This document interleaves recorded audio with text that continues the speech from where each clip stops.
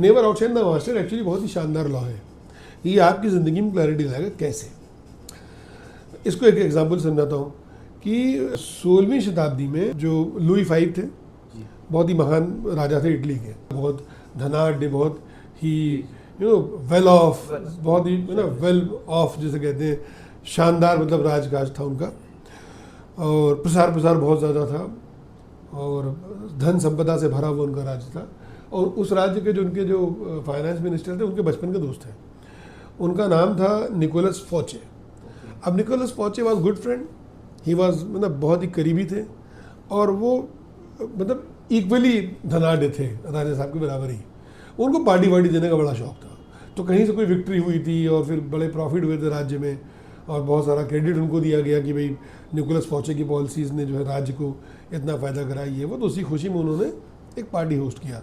तो इटली के सारे सम्रांत परिवार, सारे बड़े लोग, सारे उस ज़माने के सेलिब्रिटीज़, आर्टिस्ट, साइंटिस्ट, उस ज़माने के सारे मतलब जो धनाढ़ लोग थे वो सब आए और सेलेक्टेड। और पार्टी मतलब कैसे बताऊँ, जैसे अंबानी अपने यहाँ पार्टी करते हैं, बच्चों की शादी में दिखाते हैं प्रदर्शन, सारे राष्ट्राध्यक्ष आ रहे हैं तो सारे पॉलिटिशियन आ रहे हैं, सारे हीरो हीरोइन आ रहे हैं, उस लेवल की पार्टी थी। यहाँ तक तो ठीक था। दिक्कत क्या हुई? दिक्कत ये हुई कि उस पार्टी में उनका गेस्ट राजा खुद था।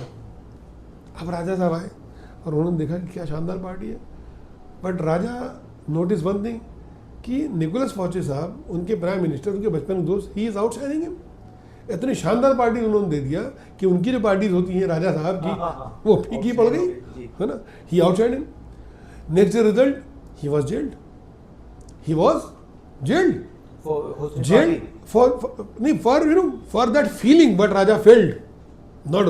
पार्टी तो उन्होंने पहले भी किया होगा, लेकिन इतनी लाविश पार्टी शायद नहीं की होगी कि उन्होंने अपना रिकॉर्ड तोड़ा, साथ में राजा जी का रिकॉर्ड तोड़ दिया, उन्हें आउटशाइन ही कर दिया उठा के, है ना। और चारों तरफ फूले नहीं जमाए थे, सारे लोग उनको अप्रिशिएट कर रहे थे।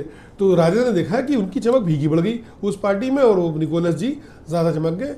नतीजा है कि he was jailed until his last breath. Yes, चूँकि बचपन दोस्त थे इसलिए उन्होंने उसे गर्दन नहीं उड़ाई, अदरवाइज जाने क्या होता फिर।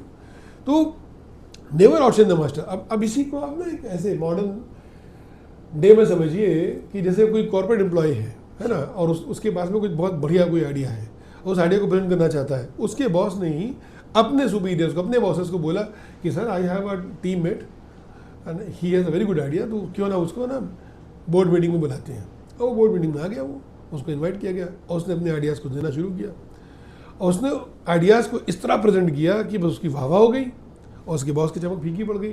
आपको क्या लगता है, will he survive in the organisation?